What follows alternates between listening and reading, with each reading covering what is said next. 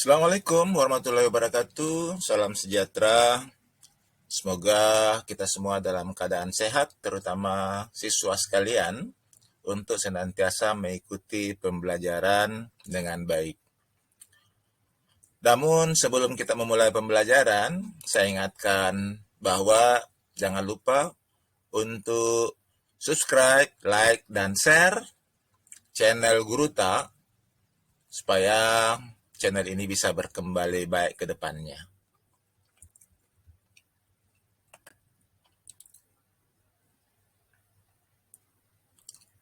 Siswa sekalian yang berbahagia, pada kesempatan ini kita akan membahas materi PPKN, Pendidikan Pancasila Kewarganegaraan kelas 10 semester 1. Nah, pembahasan materi kita ini masih mempergunakan pola pembelajaran online atau pembelajaran dari rumah.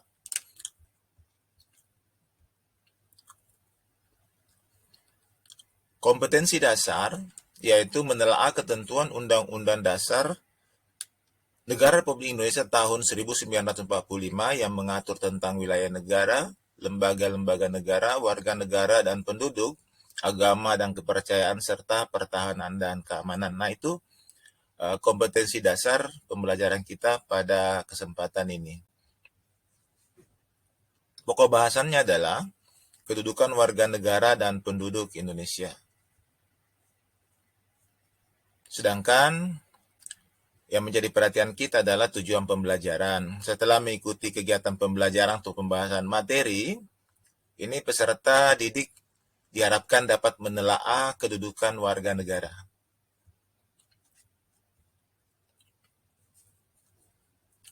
Judul materi kita adalah kedudukan warga negara dan penduduk Indonesia. Anak-anak sekalian atau pelajar sekalian yang berbahagia, tentunya kalau kita berbicara tentang warga negara, ini secara umum yang kita bahas adalah warga negara Indonesia dari Sabang sampai Merauke tentunya.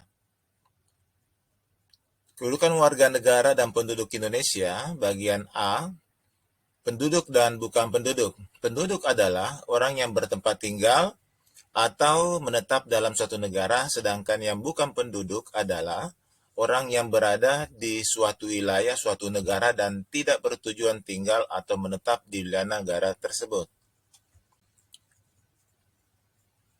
B. Warga negara dan bukan warga negara. Warga negara itu adalah orang yang secara hukum merupakan anggota dari suatu negara, sedangkan bukan warga negara disebut orang asing atau warga negara asing. Jadi warga negara itu adalah orang yang memiliki hak atau kewajiban yang berbeda dengan warga negara yang bukan warga negara Indonesia tentunya. Contoh warga negara asing itu mereka yang datang ke Indonesia bukan untuk tempat tinggal, tapi mungkin hanya sebagai pekerja, wisatawan, ataupun hal-hal yang lain yang tujuannya bukan untuk menetap. Yang menjadi dasar hukum tentang warga negara Indonesia adalah pasal 26 Undang-Undang Dasar Negara Republik Indonesia tahun 1945. Yang pertama, yaitu yang menjadi warga negara ialah orang Indonesia asli dan orang-orang bangsa lain yang disahkan dengan undang-undang sebagai warga negara.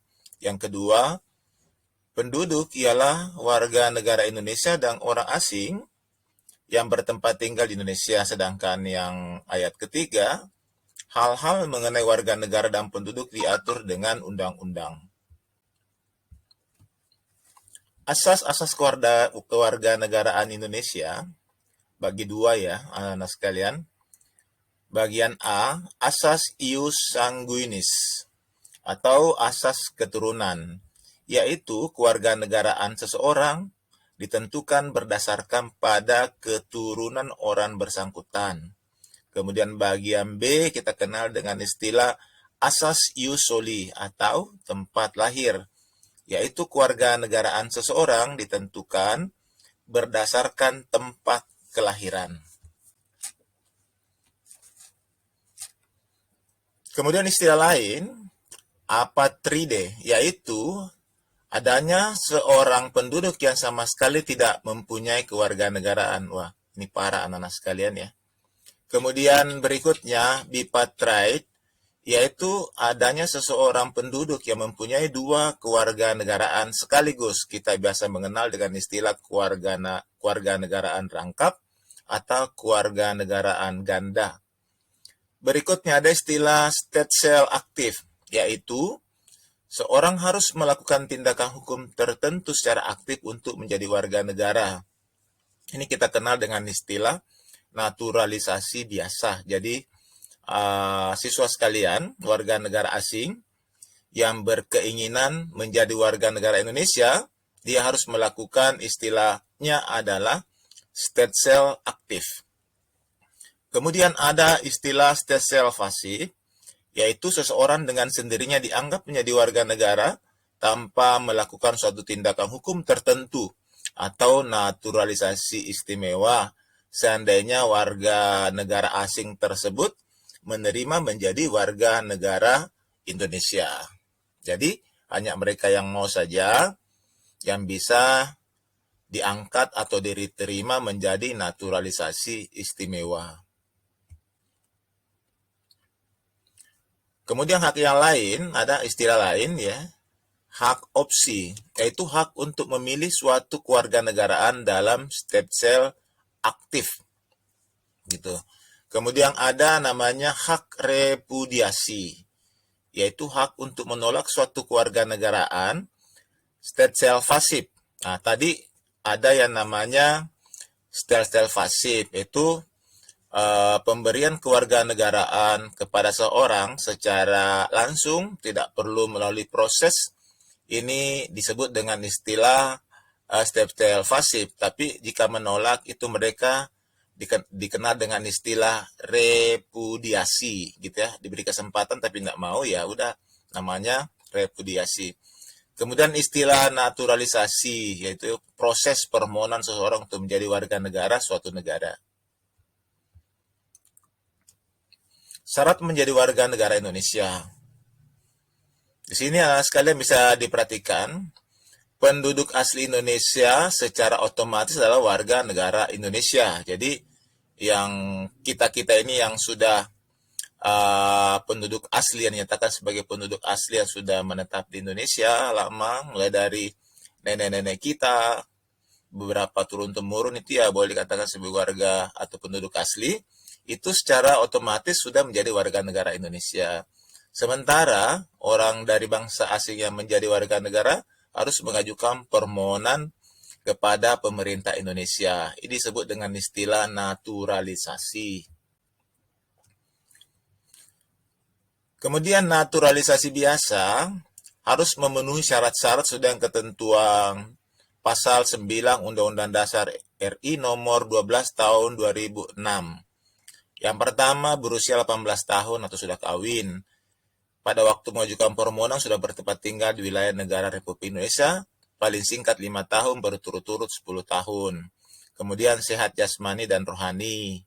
Nah, kenapa ada sehat jasmani dan rohani ya? Mereka mau menjadi warga negara Indonesia ya harus sehat. Karena kalau dia sakit-sakitan, entar menjadi masalah lagi buat bangsa dan negara kita. Kemudian dapat berbahasa Indonesia serta mengakui dasar negara Pancasila dan Undang-Undang Dasar Negara Republik Indonesia tahun 1945. Nah, ini yang utama ini. Mengakui dasar negara. Ini kalau tidak mengakui bahaya ini. Tidak pernah dijatuhi hukuman pidana. Jika dengan memperoleh kewarganegaraan Republik Indonesia tidak menjadi kewarganegaraan ganda. Jadi yang boleh menjadi warga negara Indonesia yang benar tidak memiliki lagi warga negara lain. Kemudian mempunyai pekerjaan atau penghasilan tetap, serta membayar uang kewarganegaraan ke kas negara. Naturalisasi istimewa, tadi sudah dijelaskan bahwa pasal 20 Undang-Undang Republik Indonesia nomor 12 tahun 2006, maksudnya naturalisasi istimewa diberikan kepada orang asing yang telah berjasa kepada negara Republik Indonesia atau dengan alasan kepentingan negara tanpa syarat-syarat seperti naturalisasi biasa gitu ya. Jadi langsung masuk ditawari menjadi warga negara tanpa repot-repot lagi anak-anak sekalian.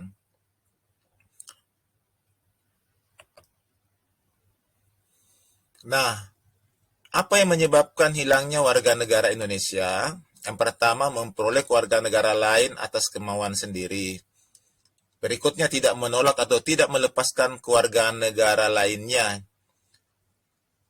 Dinyatakan hilang keluarga negara oleh presiden atas kemauannya sendiri dengan ketentuan telah berusia 18 tahun dan bertempat tinggal di luar negeri. Berikutnya, masuk ke dalam dinas tentara asing tanpa disertai izin dari presiden. Kemudian masuk dalam dinas negara asing atau kemauan sendiri, yang mana jabatan dalam dinas tersebut di Indonesia hanya dapat dijabat oleh warga negara Indonesia. Kemudian berikutnya mengangkat sumpah atau janji setia kepada negara asing atau bagian dari negara asing tersebut atas dasar kemauan sendiri.